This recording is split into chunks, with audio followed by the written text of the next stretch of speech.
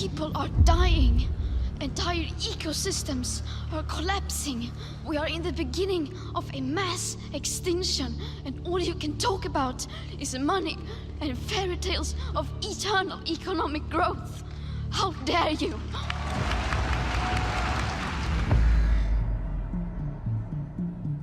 This is the story of how an eccentric environmental scare grew into a powerful global industry. It's a wonderful business opportunity, okay? You want climate, we'll give you climate. There's a huge amount of money involved. This is a huge, big money scam. There are not just now billions, but there are trillions of dollars at stake. It's a story of self-interest and big government funding. People like me, our careers depend on funding of climate research. This is what I've been doing just about my whole career. This is what the other climate researchers are doing with their whole career. They don't want this to end. If CO2 isn't having the huge negative impacts that we claimed it was having originally, how are we going to stay in business? A lot of people's livelihoods depend on it. They're not going to give that up. This is a story of the corruption of science. There's no such thing as a climate emergency happening on this planet now. There's no evidence of one. The climate alarm is nonsense, you know, it's a hoax.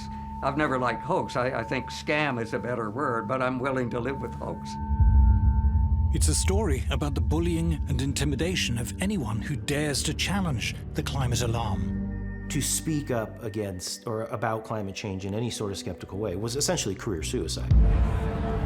Activists are even calling for any skepticism to be criminalized. It's the story of an assault on individual freedom. It's a wonderful way to increase government power. If there's an existential threat out there that's worldwide, well, you need a powerful worldwide government, you know, to cope with it. We see all these kind of authoritarian measures being adopted in the name of saving the planet. You've suddenly got the population under control all over the world.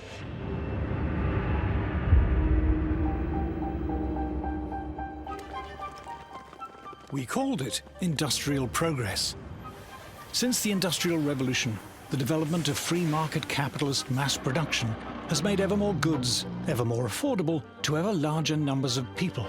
Mass production marched hand in hand with mass consumption.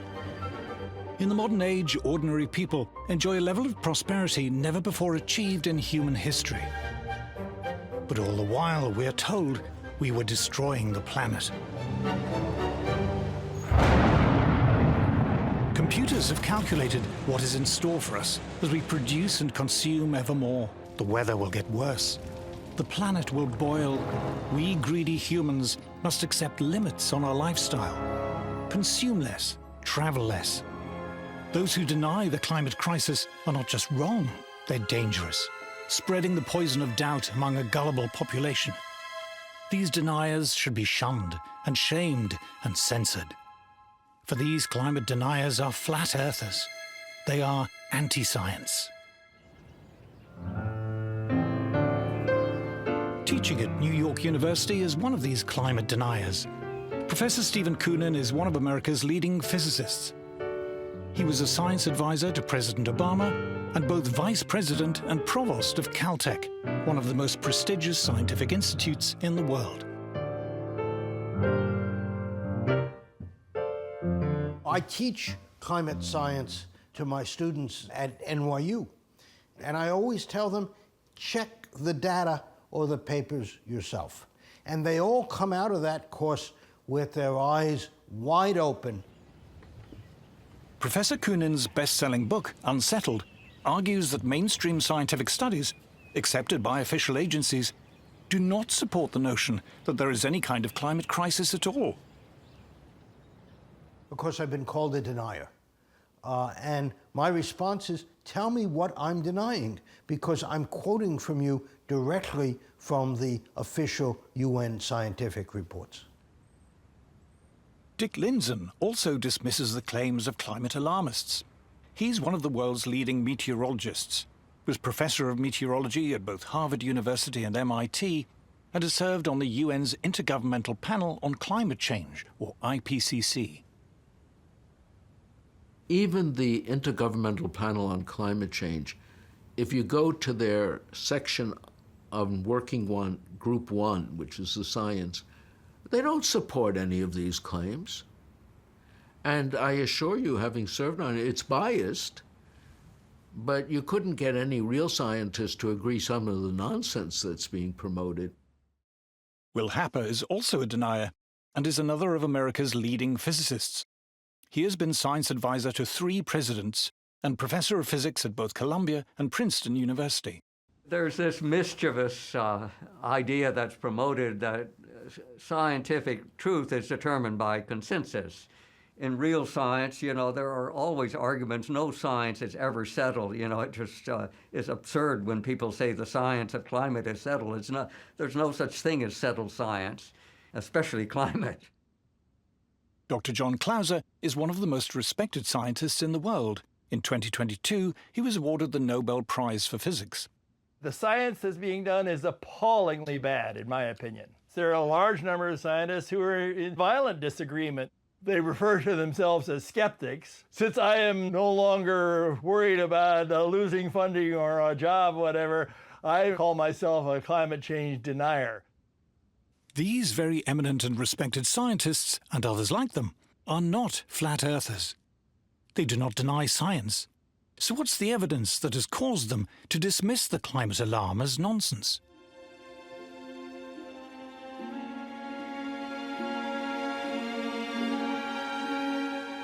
We are told that current temperatures are unprecedented and dangerously high. It's possible to check if this is true because we have evidence of Earth's climate history dating back hundreds, thousands, even millions of years. The desert of Judea by the Dead Sea. Professor Nir Shavi from the Raqqa Institute of Physics has come here looking for clues. Thousands of years ago, this place was underwater, and etched into the rocks are lines which, if you know how to read them, tell the story of Earth's climate history. And here's the climate.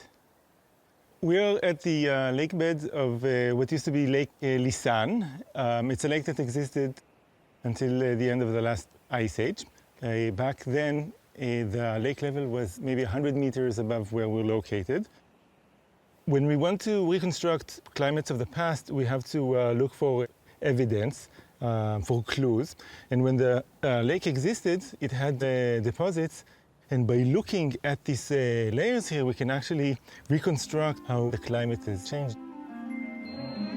Warmer water means more life, the accumulation of more shells and bones from sea creatures, and other changes that are reflected in the ancient layers of the lake bed.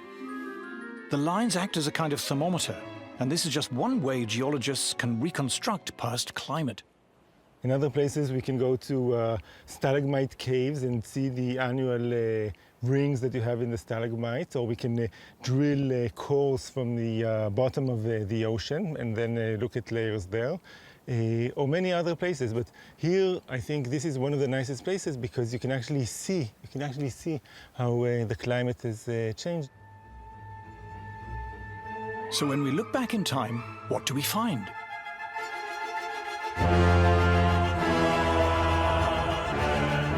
For 200 million years, dinosaurs roamed the Earth. An Earth marked by fertile, dense forests, teeming with life. And at no time during those 200 million years were temperatures as cold as they are today.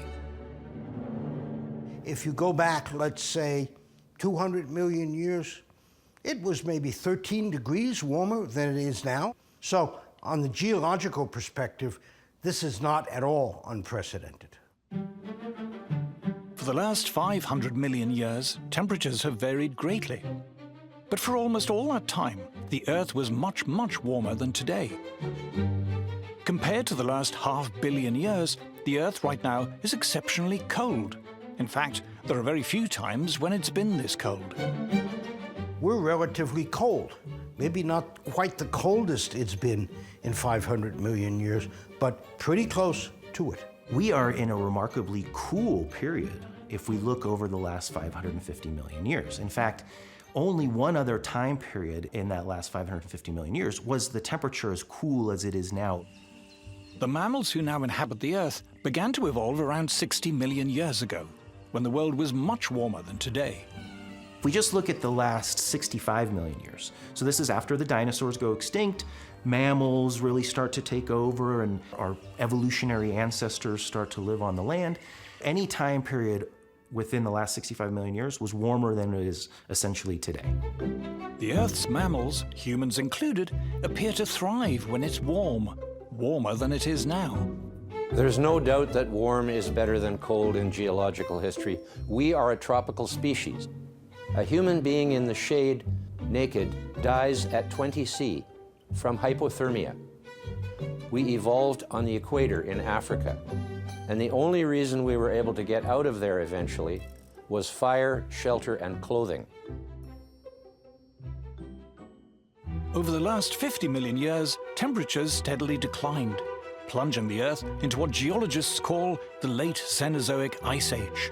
We are still in that ice age. The reason there's all that ice on the poles is because we're in an ice age. Everybody knows that who knows anything about the history of the Earth. This is an ice age. We're at the tail end of a 50 million year cooling period, and they're saying it's too hot. If we zoom in on the past few million years, we see temperatures sinking, and as they do, fluctuating between extremely cold periods and slightly milder periods. The extremely cold periods are called glacial maxima, when the planet is mostly covered in ice, and the slightly less cold are called glacial minima, when there's just ice at the poles. For the past 10,000 years, fortunately, we've been in a slightly less cold glacial minimum, known as the Holocene. With milder weather, humans began to emerge from their caves, and several thousand years ago, we see the rise of the first great civilizations, in a blissful period which, according to many studies, was considerably warmer than today.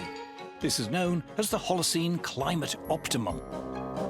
It was called an optimum because people thought that warmer was better. Since then, temperatures have declined and begun to fluctuate. In Roman times, there was a blissfully warm period, followed by a brutal cold period in the Dark Ages.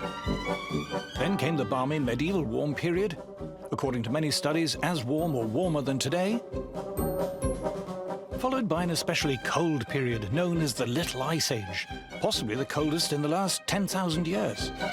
And here it is, the Roman warm period, the cold Dark Age, the medieval warm period, and then the very cold Little Ice Age, from which, for the past 300 years or so, we've been recovering. The longest instrumental record of temperature in the world comes from central England, and this is what it shows. Since the worst of the Little Ice Age, from 1650, the temperature has risen, gently, by little more than 1 degree Celsius. The central England record of temperature is a world treasure. You know, it's the longest continuous record that we have, and it's certainly not a very alarming record. It began in the depths of the Little Ice Age, and so you can see the slight warming that followed the Little Ice Age. And there's certainly nothing very alarming that's happening today at the very end of the record. Most of the warming that we're observing today is the recovery from the Little Ice Age, whatever caused that. Well, you know, we're talking over the entire industrial period of about 1 degree centigrade. To put this 1 degree in perspective, let's look at New York Central Park. Records show that there has been no overall change in temperature here since 1940. But from one year to the next, the average temperature can vary by 3 degrees Celsius, without many New Yorkers even noticing.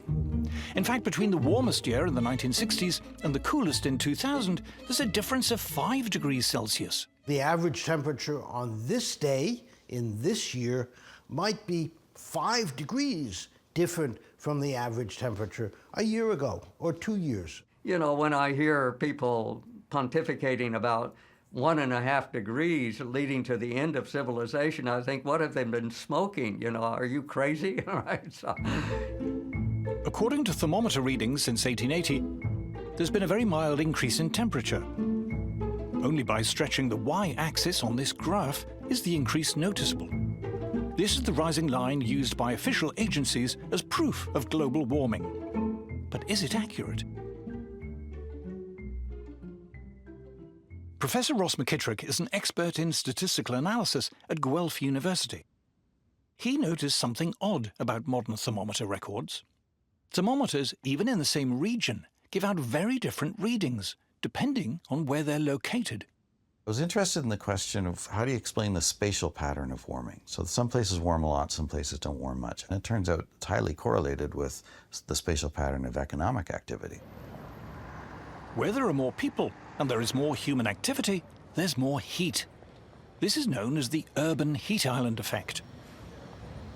Urban heat island effect is essentially London, right? You pick London. With buildings, with a lot of activities, tends to be a few degrees. I mean, we're talking now Celsius, right? Even 4 or 5 degrees Celsius warmer than outskirts. This is a phenomenon of urbanization. These days, the obvious effect is actually concrete retaining heat. This can be illustrated with a satellite heat map of Paris. The center of Paris can be as much as 5 degrees Celsius warmer than the surrounding countryside. Paris, London, Beijing, Shanghai, you name it, New Delhi, all of them absolutely demonstrated the effects. So how has this affected the official temperature record? In the early part of the 20th century, it was normal to erect weather thermometers just outside towns, close enough to check every day, but away from the heat of urban life. But over the 20th century, those towns have expanded. Suburbs have spread. There are more roads, more cars. Thermometers which were once outside towns are now surrounded by shopping malls, offices, factories, and houses. These towns and all the locations where thermometers are located, on average, they've all grown in population, let's say since 1880. You've got buildings growing up around the thermometers, you've got parking lots, so you've got all of these non-climate influences which are affecting the temperatures, which raises questions about the quality of thermometer data for monitoring global warming. To correct for this corruption of the data, an obvious solution is to use only records from rural weather stations, which have been less affected by urban development. This has now been done by a team led by Dr. Willie Soon. We combine all the best rural stations, anything that we can correct for, we correct for, and we show if you just don't use this data set and use only rural, you get a very different kind of picture. According to rural temperature records, temperatures rose from the 1880s but peaked in the 1940s. Then there was a marked cooling until the 1970s. After that, temperatures recover, but are still today barely higher than they were in the 1940s. What we see is that basically you have a warming from the 1850s or so to 1930s and 40s and started to warm and then cool in a substantial way to the 70s, about 76 or so. Instead of a long-term systematic warming trend, it has a variability, multi-decadal, like every 50, 60 years or so, kind of a variation. It's not just rural thermometers that show little warming. Merchant ships and other naval vessels have been measuring the temperature of the sea since the 19th century. In red, we see the land temperature record since the 1860s, which has been inflated by urban thermometers. But in blue is the ocean temperature record. From around 1900, the two begin to diverge. Ocean records show far less warming in the 20th century, and the pattern more closely resembles the rural temperature record. Sea is not supposed to be, quote-unquote, contaminated by urban heat island effect. Am I right? Yes? So when we compare the two records, within the range of uncertainty, this behavior actually fits. Scientists have also studied temperature change by looking at tree rings, which again shows very little warming. There's a gentle rise till the mid-20th century, a cooling to the 1970s, followed by a mild recovery. Once again, it shows temperatures today are barely different to those of the 1930s and 40s, and the pattern closely resembles rural temperatures. Satellites, too, seem to be telling a different story. Our ability to measure global temperature accurately took a leap forward when satellites began to orbit the Earth. One of the scientists who pioneered the use of satellites to measure temperature is Dr. Roy Spencer, who in the 1980s was senior scientist for climate at NASA's Marshall Space Flight Center. We were discussing over lunch, isn't there some way we can use satellites to monitor global temperatures? Because, as you know, the temperature network of thermometers is pretty skimpy around the world, so it's kind of hard to get a global temperature. Dr. Spencer's development of weather satellites was revolutionary. He and his colleague, Professor John Christie, have been awarded NASA's Medal for Exceptional Scientific Achievement. Our satellite data begins in January of 1979. That's when we have complete global coverage, and we have it right up to the present. There was one critical question about temperature that satellites were singularly well equipped to answer. Has there been a spurious warming that has crept into the global temperature record over land that's just a result of an increase in population? And that's something that we've been analyzing and working a lot on lately, and we're finding that, especially in urban areas, it's large. I mean, since 1880, most of the warming, it looks like, is due to the urban heat island effect. We're lucky to have a few independent scientists like John Christie and Roy Spencer with their satellite measurements of temperature. You know, before they started releasing this, ground-based temperature records were going wild. They were going up, you know, like crazy with no bounds. But now they have to contend with the fact that there's this independent and probably better way of measuring the whole globe's temperature, which is not alarming at all. Evidence from multiple sources now agree that the official global temperature record, as used by world governments and reported in the world's media, is showing far too much warming over the last 120 years, artificially inflated by urbanization. You look at the weather balloon record, the satellite record, the rural record, the ocean record doesn't warm nearly as much as land. All of these indications show that the big warming pulse in the record is the Northern Hemisphere land record. And that's also where most of this data contamination is happening. But of the mild warming that has taken place in the last 300 to 400 years, can any of it be attributed to human emissions of CO2?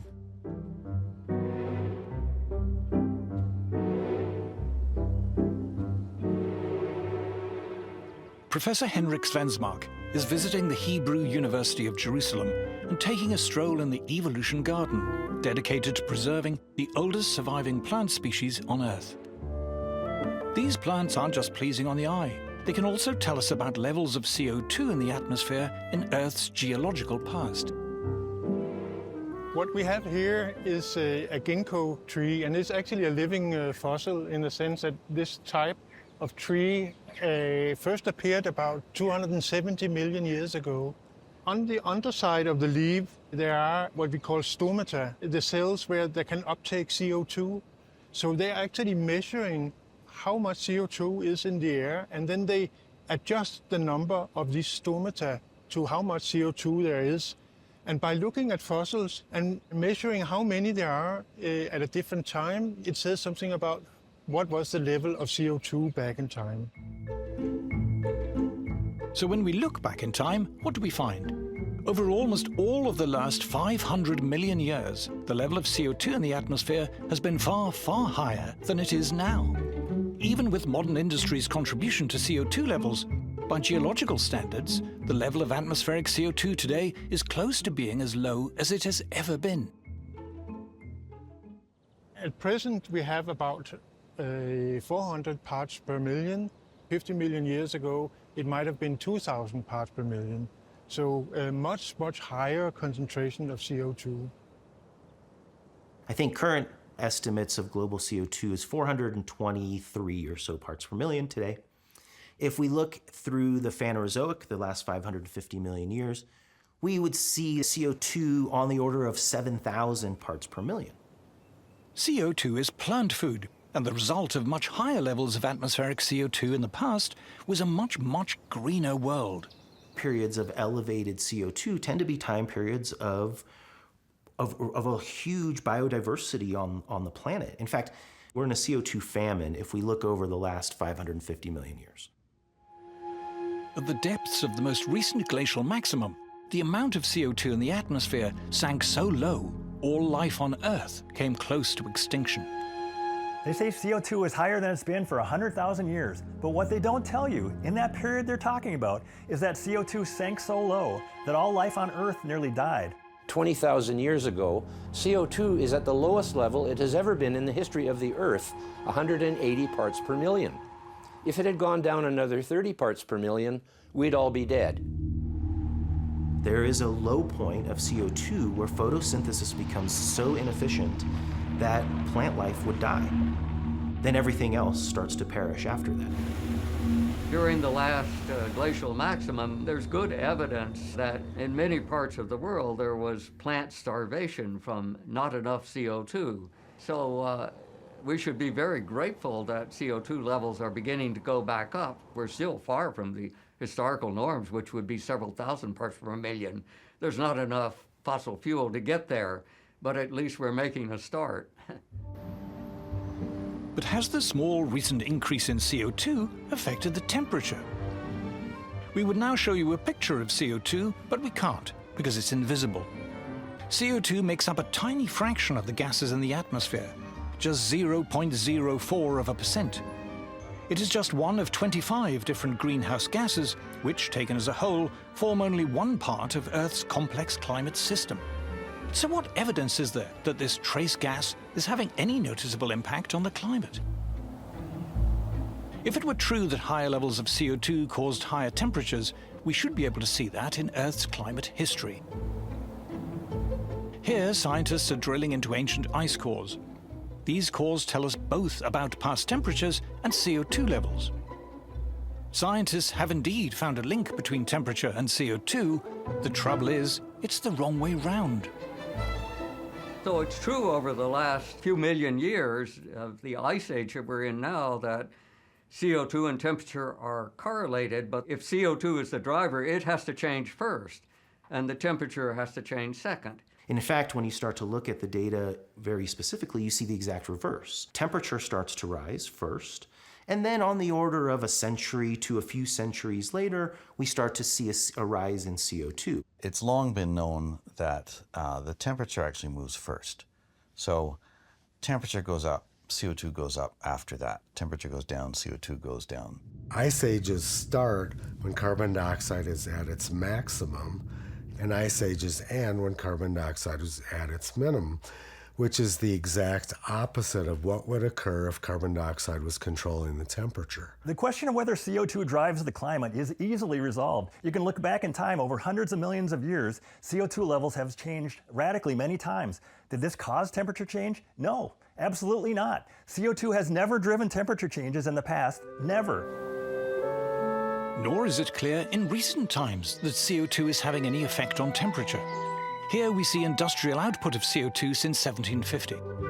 From the mid-19th century to the mid-20th century, there was only a slight increase. It's not until the 1940s that industrial production of CO2 begins to take off.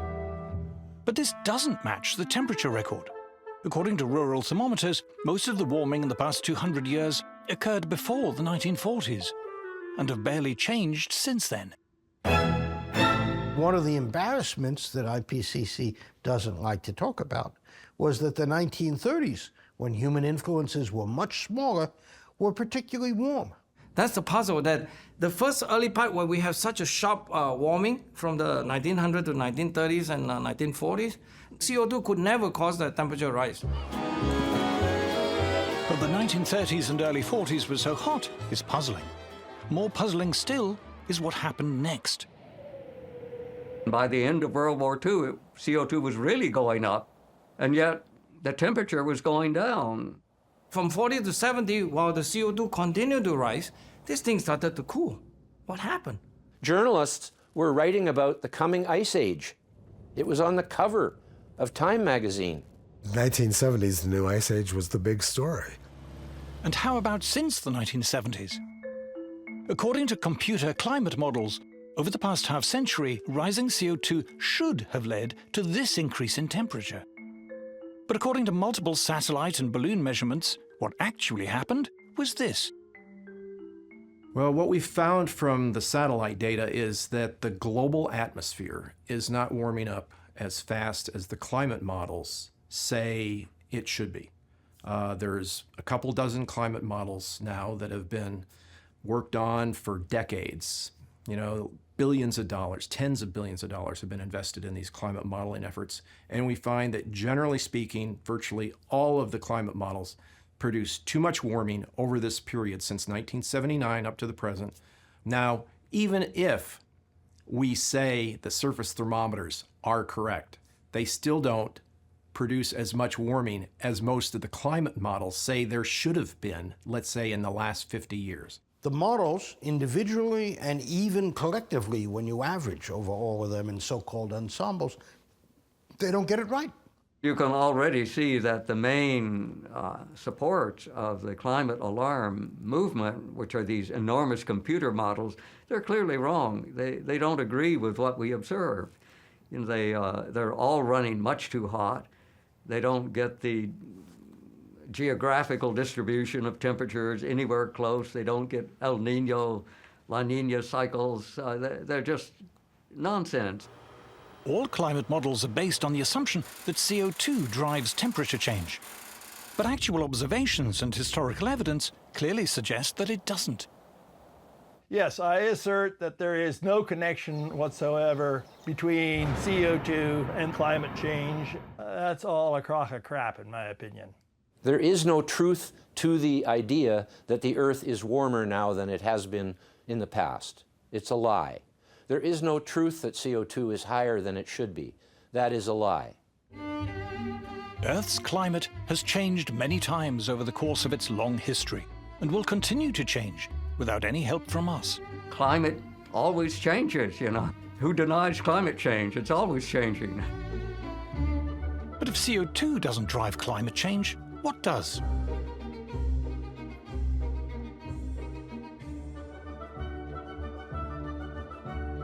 In Earth's atmosphere, there are powerful forces at work, and perhaps the most powerful of all are clouds. CO2 is quite unimportant in controlling the Earth's climate. What is important is clouds. Clouds don't absorb any energy at all. They simply reflect all of the sunlight back out into space. Big, bright, white clouds. If you look at the Earth, you see lots and lots of them, and they vary dramatically from one day to the next. That is hundreds of times more powerful than the trivial effects of CO2. But what controls the number and density of clouds on Earth? Professor Henrik Svensmark from the Danish National Space Institute is in Jerusalem with the astrophysicist Nir Shaviv. Together, they've been exploring cloud variation and its effect on climate. And strangely, they've found a link between clouds and exploding supernovae far off in our galaxy. When you have big stars, they don't live very long. Relatively only maybe a few million years, up to 40 million years. But they end their life in a huge explosion, which we call the supernova. An exploding supernova sends out vast quantities of debris, tiny charged subatomic particles known as cosmic rays, traveling almost at the speed of light. And as they hit Earth, they develop into seeds which attract water vapor and form clouds. Professor Shaviv noticed that the amount of cloud cover on Earth is related to our journey round the Milky Way. As our solar system orbits the galaxy over millions of years, it passes through the galaxy's spiral arms, dense clusters of stars. As it does, we are exposed to more or less cloud-forming cosmic rays, and this corresponds to historic temperature changes on Earth. The really mind-boggling thing is that using geology, you can reconstruct the climate on Earth over the past billion years, and you can reconstruct our galactic journey, and both tell the same story. But what about temperature change on shorter timescales? The sun, our source of heat and light, a seething mass of gigantic magnetic storms, which vary in strength and number over time, and which affect Earth directly and indirectly. When it is very active, the sun sends giant gusts of solar wind through the solar system. A solar wind warms us indirectly by acting as a barrier, limiting the number of cloud-forming cosmic rays reaching Earth. So from the sun, we have the solar wind. It carries the sun's magnetic field out to a large distance, and it works like a shield against cosmic rays. When the sun is more active, you have a stronger solar wind, you have less cosmic rays reaching the inner solar system and reaching the atmosphere, and the clouds which are then formed are less white. They reflect less of the sunlight, which means that it's going to be warmer here on Earth. Here is a proxy reconstruction of ocean temperatures over thousands of years. And here is one of solar activity over the same period. What is causing the ocean temperature to change is clearly variations in solar activity. Because IPCC is determined to go on a narrative that only CO2 can drive the climate system, they turn off the sun essentially, right? Because the sun is just a background thing for them, that it doesn't do anything. Astrophysicist Willie Soon decided to look again at the rural temperature record for the past 150 years. Then he looked at a record of changes in solar activity over the same period. To Dr. Soon, it was obvious that it was the sun, not CO2, that was driving temperature. As of 2023, IPCC says is that the sun have absolutely zero chance to explain the changes of the climate system on a broad scale, let's say global warming or northern hemisphere. We say no. We can easily demonstrate the sun can explain all of it. There's zero for the CO2, 100% for the sun. How's that? Why are these and other studies never reported in the mainstream media? And if climate change is natural, what are we to make of the alleged terrifying increase in extreme weather events? Of the heat waves and hurricanes, of forest fires, droughts, and the rest?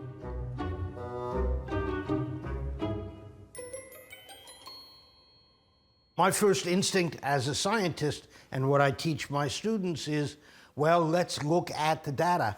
And when you do that, you discover, as you can read in the IPCC reports themselves, that it's pretty hard to find trends in extreme events, much less attribute them to human influences. You've now had decades of putting the idea in people's heads that any time the weather's bad, it's climate change and greenhouse gases. So I think people at this point can't help themselves. If you have a heat wave, immediately everybody's thinking, oh, what have we done to the weather?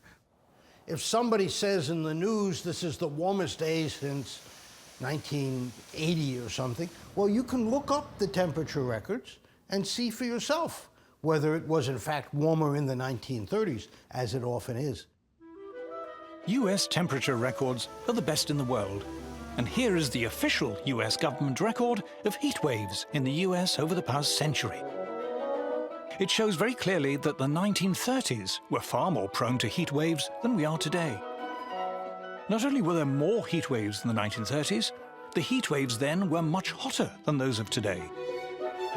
Likewise, official figures show that the number of hot days in the US has markedly declined.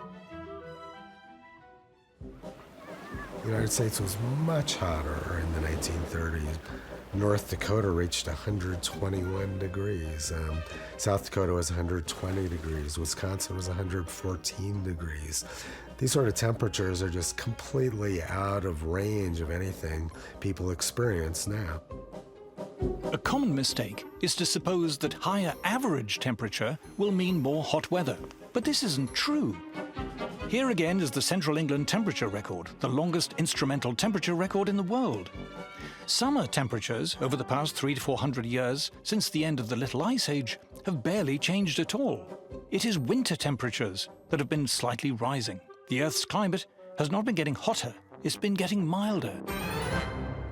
That's certainly being observed all over the world. If you look at temperature records, high temperatures are almost unchanged. But cold temperatures at night or during the winter are going up a little bit. Not very much, but you can measure it. When the average goes up, it's really more due to the coldest temperatures getting warmer. So the temperatures getting milder rather than getting hotter. What about the increasing number of wildfires we're often told about? If you look at the actual number of forest fires from satellite observations, the actual number is going down. Here is an estimate of global wildfires since 1900. It shows a clear decline. And here is a record of areas affected by wildfires in the US. It shows that wildfires were far, far worse in the 1930s. From 1930s and 1920s, when you have data, the thing was huge. 5 to 10 times bigger than the current level. How about hurricanes? The US has by far the best record of hurricane activity in the world. Over the past 120 years, there is no overall change. In fact, the trend is slightly down. When you look at the data for hurricanes, technically tropical cyclones, you see that there is no long-term trend. How about the rest of the world? Here is a chart of global hurricane activity over the past 40 years. Hurricanes have been around forever. You know, we've got good proxy records of hurricanes, and there's been no change in their frequency. Even the IPCC admits that. How about melting ice caps and drought? Here's a satellite record of temperature in Antarctica since the late 1970s. It shows no increase whatsoever. And here is a record of global drought since 1950. There is no observable increase at all. Polar bears are meant to be going extinct, but studies suggest their numbers are growing. The Great Barrier Reef, too, has recently reached record levels. There's no such thing as a climate emergency happening on this planet now. There's no evidence of one. Yeah, the extreme weather event story is just absurd. There's no basis to it at all. It's just based on propaganda. The actual data shows the opposite. I've shown you the official data, the official science. Tell me what I'm denying. The climate alarm is nonsense. You know, it's a hoax. I've never liked hoax. I think scam is a better word, but I'm willing to live with hoax. But why are we told again and again that man-made climate chaos is an undisputed scientific fact, beyond question, beyond doubt? To answer this, we must examine the so-called consensus on climate change. Thank you very much. Until the 1980s, global warming was little more than an eccentric scare story put about by radical environmentalists. But then the cause was picked up by an ambitious young senator, Al Gore, who would soon become vice president. $1 billion a year of public money was made available for research into climate change. This quickly rose to $2 billion. Up to that level. Academic researchers in various disciplines began to apply for this climate funding. If you want to qualify for money that's labeled climate, well, you take whatever you're doing and you add a little bit of climate speak to it, and away you go. You're dealing with the sexual habits of cockroaches. You'll add, and the impact of climate.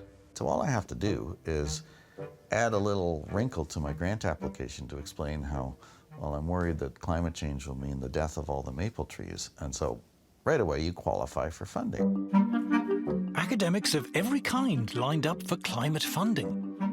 Climate became an exciting new area of interest for sociologists, biologists, professors of English literature, lecturers in gender studies, and many more. And it also served to create a community. I mean, you know, you've become a climate scientist now, even though you know nothing about the physics of climate. Thousands of papers were published on climate change and prostitution, climate change and beer, climate change and the Black Death, climate change and disability, climate change and video games, and everything else imaginable. There's an almost comical list of studies out there. Just do a Google search on climate change and everything comes up. Few of these papers ever questioned whether climate change was actually true. After you've done the research and you write the paper up, sometimes you'll find there's no effect at all from climate, but you still have to say in your papers, oh yes, climate change is real, and we just need to study this some more. Since so few of these so-called climate studies challenged the idea of climate change, it was declared that there was a scientific consensus. Climate change must be true. Climate also became a new focus for government-funded research bodies. Scientific research in the United States tends to be dominantly funded by government grants. And so whatever government grants are offered sort of determine much of the science being done. It was during the Cold War that many government research bodies were set up. But the end of the Cold War and pressure on government spending has left many of them struggling to justify their continued funding. The United States Congress only funds problems, okay? Research into problems, whether it's money that goes to NASA or NOAA or National Science Foundation or Department of Energy or any other alphabet soup, organization. It's always been a problem to support your research or your existence, or raison d'etre. And so climate was a godsend. If Congress is willing to pay you to find evidence of global warming, by golly, as a scientist, we're going to go find evidence of it because that's what we're being paid to do. And guess what? If you don't find evidence or say the evidence suggests it's not a problem, your funding ends. This totally corrupts the way we look at the science. Who was the famous gangster asked, "Why do you rob banks?" And he said, "Well, because that's where the money is." The climate alarm brought funds, and the bigger the supposed threat, the more funds seemed to flow. The publicly funded science establishment now had a direct financial interest in playing up the alarm. So there's a huge incentive to over-exaggerate or to speak in hyperbole, even if the data doesn't support exactly what you're saying, because that's what brings the funds.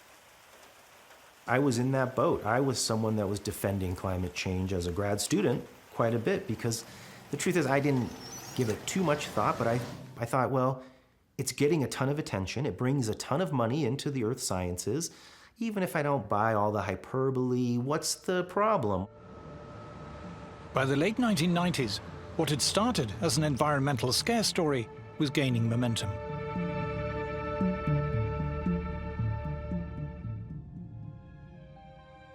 Western governments and their senior civil servants were more than willing to address the climate problem.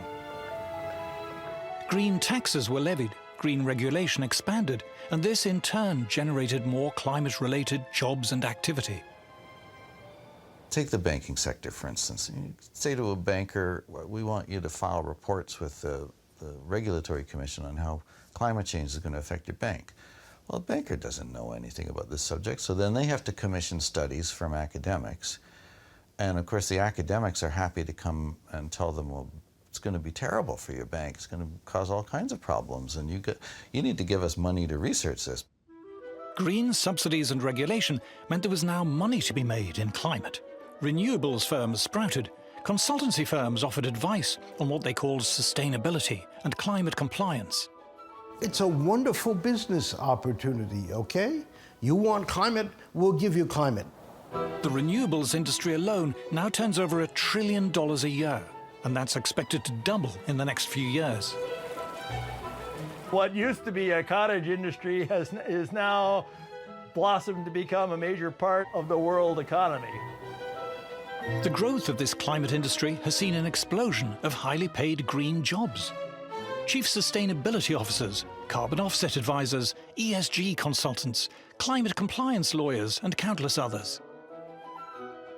Students started to come into our departments as earth science departments with a focus on climate. That never happened before. But they started to look at their career prospects, and they were smart, and they were looking at who's hiring. And the fact of the matter is that everything in the hiring pool had climate somewhere attached to the name. I started a few years ago seeing programs like a master's degree in climate finance. And I just went, what on earth is climate? I understand what a master's degree in finance is. Well, now you need a university that's going to teach this program. You need professors of climate finance. Every single school or university or business will have a climate officer or climate officers and a climate program. And you look at any of these institutions or businesses, you will find they all are signed up to it, and anyone who hasn't signed up will come under pressure. At the last gathering of the publicly funded UN's IPCC, 70,000 delegates flew in from around the world. Government bureaucrats, green NGOs, carbon sequestration consultants, environmental journalists, heads of renewables companies. But this is just the tip of the iceberg. Many hundreds of thousands of jobs worldwide now depend on the climate crisis.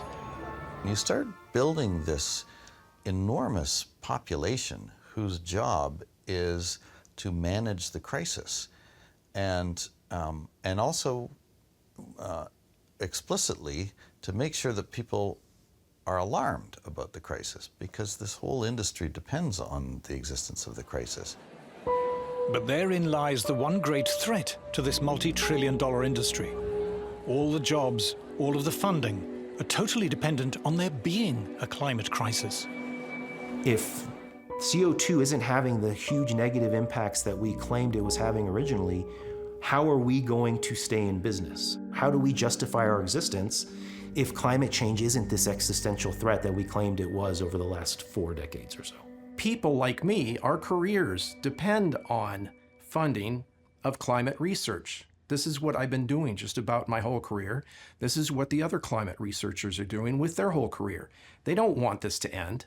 If NASA said global warming's not a problem, where does their funding disappears, right? So they can't say that.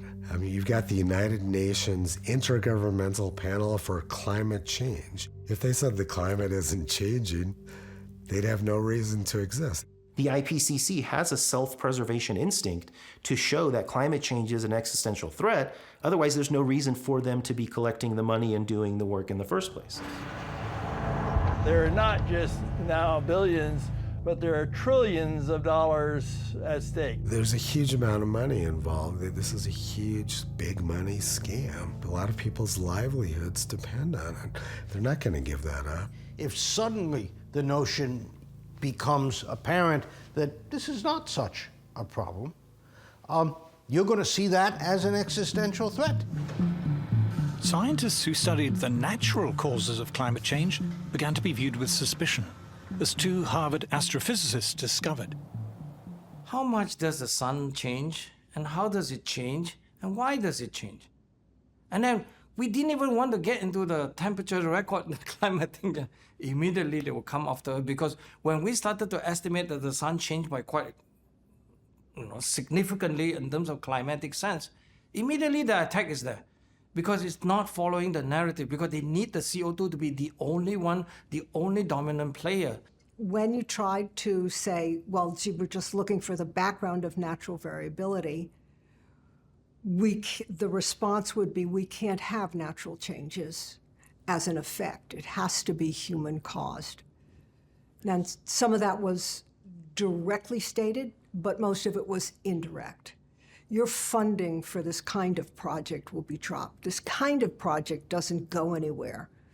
By that time, anything that contradicted the narrative of global warming as a serious problem was not going to get funded. Editors of academic journals came under pressure not to accept papers which were deemed to be skeptical of the climate crisis.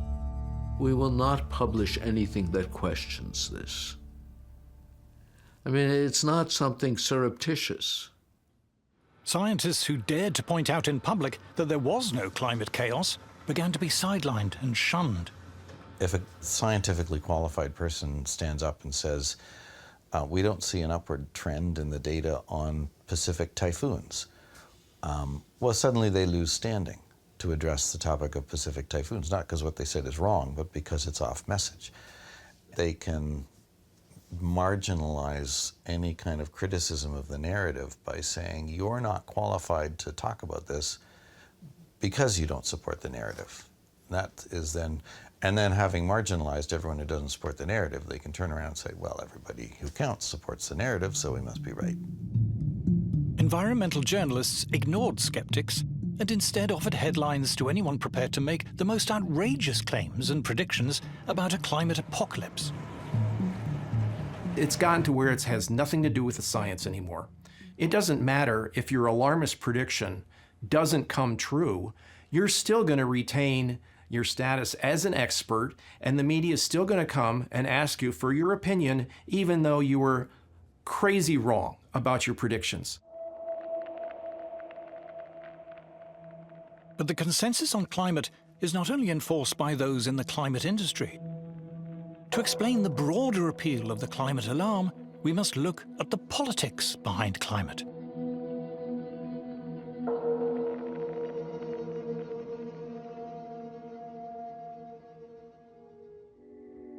From the start, the climate scare was political. It came from the environmental movement, the sworn enemy of free market industrial capitalism. Finally, we've got them. We can claim that it is the free markets who are destroying the planet, and we need big government to save us. The climate problem, it is said, stems from the irresponsible actions of greedy, feckless individuals who have too many babies and drive too much and consume too many products, and of the capitalist corporations who pander to their whims. The solution is for government to have greater power to regulate private companies, but also to guide and reshape the lives and habits of individuals. Policy agenda has sprawled into micromanaging everybody's lives on the most minute detail. What kind of stove you can use, what kind of heater you can have, how much you can set the thermostat out, where you can drive, what kind of car you can't. According to the planners, we're not going to have internal combustion engines an hour from now. All of these things require the government to get involved, right? Because the government has to sort of force changes upon the public. If it was up to the public, we wouldn't be buying electric vehicles because, they're impractical. Support for the climate alarm is now virtually synonymous with disdain for free market capitalism and a yearning for bigger government. It's liberals versus conservatives in the United States. And generally speaking, liberals are worried that we're destroying the planet. And they're also, of course, for big government. And then conservatives are at the other end of the spectrum, where a lot of them don't believe that we're destroying the planet, and they don't want government involved in their personal lives. Paying lip service to the climate alarm has become almost universal among those who depend on government for their livelihoods. This includes those in the publicly funded education, arts and science establishments. Tony Heller recalls his time at Los Alamos Labs. The entire county of Los Alamos was kept going by government money. That we had the highest incomes in the state. So naturally, people who lived in Los Alamos supported big government because that was where their livelihood came from. That was where their good schools came from. Everything good in Los Alamos came from the government. So of course they were all believers in big governments. Among the largely publicly funded Western intelligentsia, support for more government spending and regulation is almost a defining moral badge. In these circles, to question the climate alarm is socially unacceptable. To be a climate skeptic is taboo. Somebody that goes against it really does get met with a lot of anger and vitriol, and you're called a denier, a science denier, and a heretic. Your colleagues won't engage with you anymore. You don't get invited to conferences. Your students may desert you. This is all really terrible. Professors Hendrik Svensmark and Nir Shaviv describe what happened when they published their results on the climatic effects of solar activity. It was like all hell had broken loose because of this work. I had no idea that things would escalate as they did, and it completely changed my life. Once we said that, people didn't like hearing it, and we became a persona non grata. I mean, I have so many instances of people doing really nasty things. When I applied for a job, a group of scientists write to the university, say they shouldn't hire me. And that's a typical story, unfortunately. If you don't agree with a standard polemic, you become an outcast, you're shunned, as if you have leprosy. For Professor Sally Baliunas, the personal attacks became too much. I retired early. And my family said I should have retired even sooner, years sooner. So they noticed the toll. It took a toll on them and me. Dr. Matthew Wailicki was an assistant professor of geology at the University of Alabama when he decided to speak out about the climate scare. As a result of the backlash, he has decided to leave teaching. To speak up about climate change in any sort of skeptical way was essentially career suicide, absolutely. There was no possible way that I would publish in quite a few of the mainstream journals that I was required to publish in. I essentially isolated myself from many of the funding institutions. This is one of the reasons you can build a consensus in a community, is because anybody who is skeptical of that consensus essentially gets kicked out of the community. Speaking out in scientific ways that go contrary to the consensus, I would say is a career killer for people at the early stage of their careers. If I were 30 years old in a university trying to make a career, I would certainly keep my mouth shut. And in fact, I went to some effort to keep my mouth shut when I was younger. I knew climate was nonsense then, but I was a little bit careful. If a young person is questioning this, they can't put that in a proposal. The proposal will be denied, and they can't effectively publish because the gatekeeper will keep them out. And so it would end their career. You have to go along with the global warming story. If you don't, you're going to get cut off, you're going to lose funding, you're going to get your career ruined, you're going to be trashed by the community, you'll be despised by your coworkers. The so-called consensus on climate has itself become a weapon, a form of bullying, intimidation, and censorship used against those who refuse to conform. It's a tool that people use to bludgeon their opponents and the skeptics and to attack their character. According to its critics, far from being scientific, the militant, intolerant climate consensus represents a devastating assault on free scientific inquiry. I see my job as a scientist as just laying out the facts and letting people decide what they want to do. When you can't talk about the facts, things become corrupt. If you shut the door on ideas, if you say you're not allowed to test it, you're not allowed to have that idea, you've left the realm of science.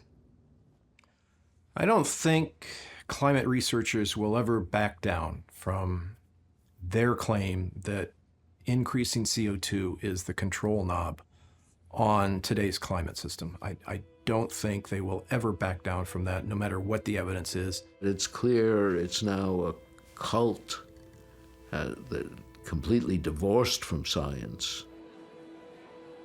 But the apparently unstoppable climate scare does not just represent an attack on science. It is starting to shape for us a new kind of society.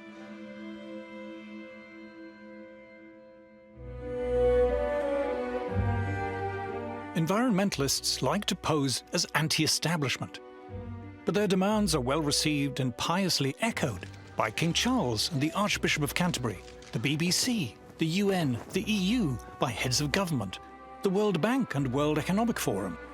In fact, by the entire state-funded ruling establishment. Global warming is like the perfect problem that government can get involved in to grow the influence of government. It's a wonderful way to increase government power. And if there's an existential threat out there that's worldwide, well, you need a powerful worldwide government, to cope with it. If you're a climate activist, you're actually facilitating a huge validation of the government running our lives. Many environmentalists, most environmentalists, all environmentalists who consider themselves to be radical, progressive alternatives are in fact simply reinforcing the mantras and the mainstream arguments of the entire establishment. The demands on the government mean that the government suddenly gains the authority to interfere into every nook and cranny of our lives and how we live. Everything has a climate narrative attached to it. How much you consume, where you spend your money, how much you travel, who you interact with, what types of food you eat, whether you eat meat. Everything has some sort of aspect that can be controlled with a climate lens. Suppose 20 years ago somebody had hatched the idea that I would really like to ban cheap energy. I'd really like to control everybody's appliance purchases. I'd really like to tell everybody where they can go. And basically, I'd like to have dictatorial control over everything. Well, it's not going to fly. No, everybody would think you're a nut and would ignore you. But fast forward 20 years, that's what's happening. The publicly funded establishment in the West is so large and powerful. It is able to impose and enforce the official consensus on climate through its control of schools, universities, government, and much of the media. State broadcasters like the BBC exclude climate skeptics. Broadcasting regulatory bodies forbid private stations from disseminating skeptical views, threatening them with having their broadcasting licenses revoked. What normally happens in an emergency is that all normal forms of openness and democracy have to be suppressed, because how else to deal with an emergency? So we are facing a situation not unlike lockdown, where basically all normal forms of behavior, normal forms of social communication, and normal forms of democracy are essentially ruled out. Activists are even calling for any skepticism to be criminalized. In certain jobs and professions, it is now dangerous to express dissent on climate. It's no surprise that people who are more skeptical will think twice before voicing their concerns, because they might risk their careers, they might risk their business, they might risk being sacked. If you're a professional of any kind in science or law or medicine, if you belong to a professional association or you are in a university, you can be fired for saying what you believe. The consequence is a censorious, authoritarian regime that has to control every move, every word, everything you want to do, because everything you do is a potential risk to the survival of mankind.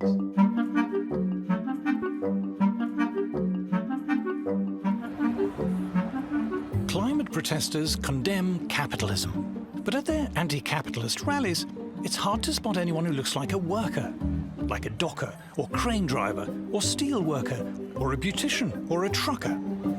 The workers, it appears, are totally absent from these rallies, and for very good reason. Today's climate alarmists complain not that capitalism isn't producing enough, but that it's producing too much.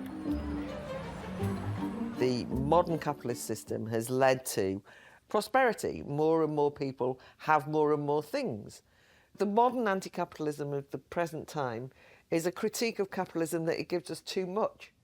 They think that the problem with capitalism now is actually that it's giving out too many rewards en masse to ordinary workers. And what they want instead, and this is often very explicit actually, is a much more austere, simple kind of lifestyle in which the mass consumption, the consumption choices of the great bulk of the population are controlled or even prohibited. You have to consume less, you have to holiday less, you have to drive less, you have to eat less, and so on.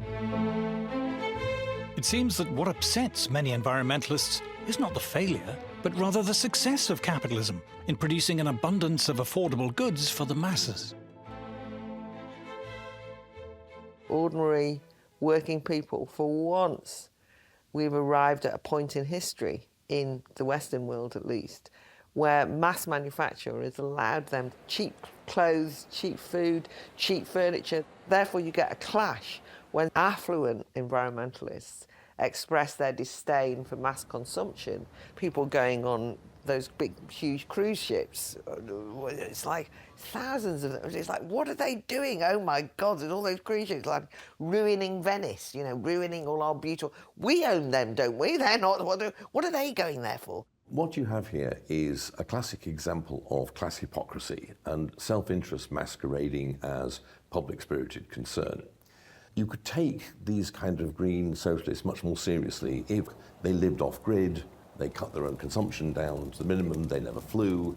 Instead, you get constant talk about how human consumption is destroying the planet, but the people making all this talk show absolutely no signs of reducing their own.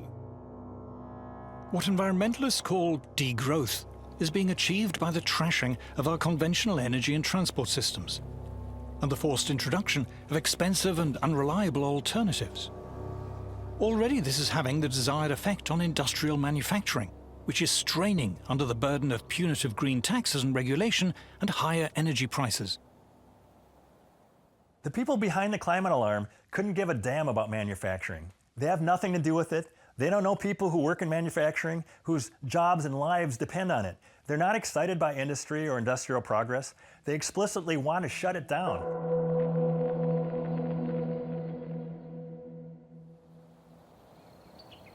Kisii, Kenya, East Africa. According to many leading environmentalists, the world's poorest people should not aspire to the lifestyle of people in the first world. The planet will not cope. Grace Nyakananda is one of the many Africans who do not have electricity or gas to cook with or heat their homes. The resulting indoor smoke from burning wood and dry dung is the deadliest form of pollution in the world. For millions, the cause of lung disease, blindness, and early death.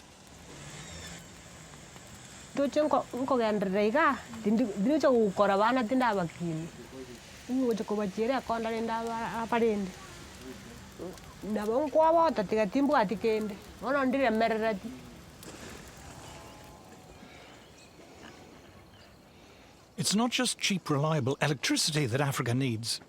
Agricultural productivity here is incredibly low. Increasing it takes fossil fuels to make fertilizer and drive tractors and other farm machinery. Jasper Mashogu is a farmer. Each and every African wants to develop, and improving agriculture is one of the easiest ways to do that. Agriculture is tightly tied to fossil fuels that the Western nations are saying we should not have access to. Around a third of the food produced in Africa rots before it ever reaches the mouths of consumers. To prevent this terrible waste, Africa needs plastic packaging, refrigerated lorries, and good roads. All are opposed by Western environmentalists. All come with industrial development. All rely on affordable fossil fuel energy. Diarrhea from drinking dirty water still kills hundreds of thousands of African children. But clean water requires large industrial water purification plants and a modern water supply network. And this will come only with cheap energy. I think it's pretty obvious that the West has got what it has because of fossil fuels. When people say Africa doesn't need fossil fuels, I wonder. I don't think they want what's best for us. They don't want us to develop, and that means we continue being starving. We continue being poor. Most people don't know what climate change is. They don't care.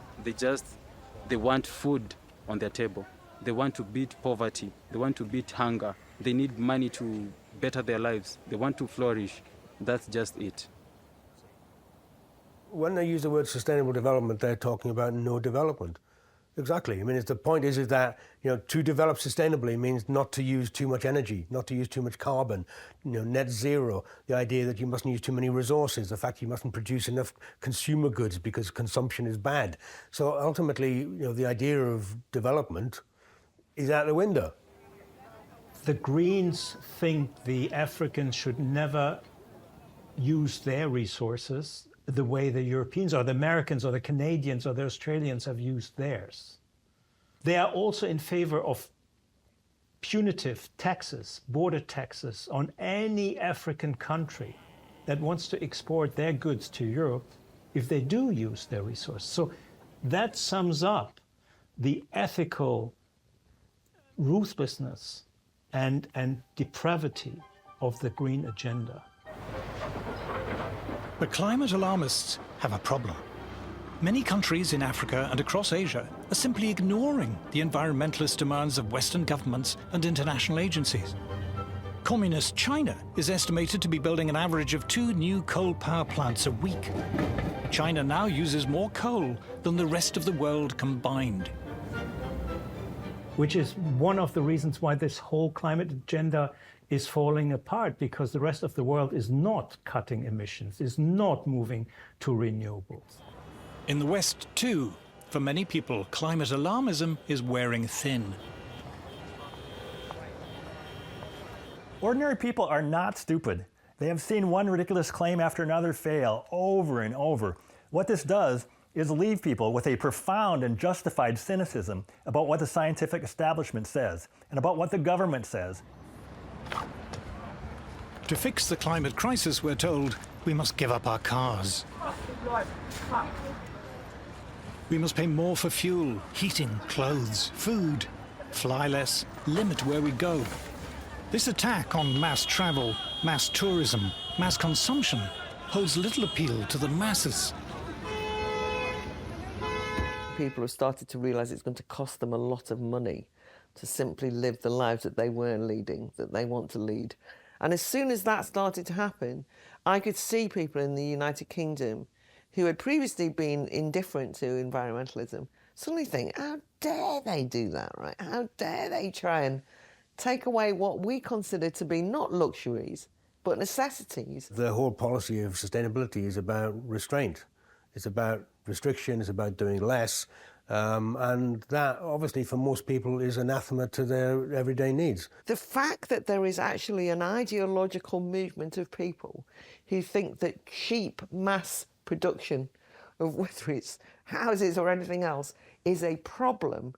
I mean, for God's sake, no wonder people become disdainful of the kind of middle-class outlook of environmentalism. But that is literally what people say. How can we stop people buying cheap things in shops? When climate protesters climbed onto an underground train in London's East End, they were not cheered on by working commuters. They were hurled abuse, pelted, angrily dragged off the train, and received rough treatment on the platform.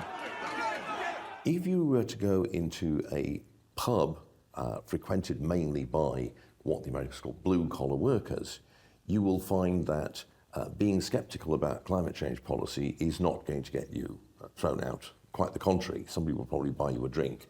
They can tell that behind all the talk about climate emergency, climate crisis, what there actually is an animus and a hostility towards them, their lifestyle, their beliefs, and a desire to change it by force if necessary. Punitive and restrictive policies, carried out both in the name of climate change and COVID, have sparked protests in Britain, Canada, and other Western countries. Anti-establishment politicians and movements are gaining support. What they underestimated was the fury that this would meet with ordinary people who just say, you can't do this, so you suddenly get this new movement. Many working people are not merely sceptical, but positively angry about the climate alarm and all that flows from it. There is a suspicion, or perhaps realization, that climate change is an invented scare, driven by self-interest and snobbery, cynically promoted by a parasitic, publicly funded establishment hungry for ever more money and power. An assault on the freedom and prosperity of the rest of us.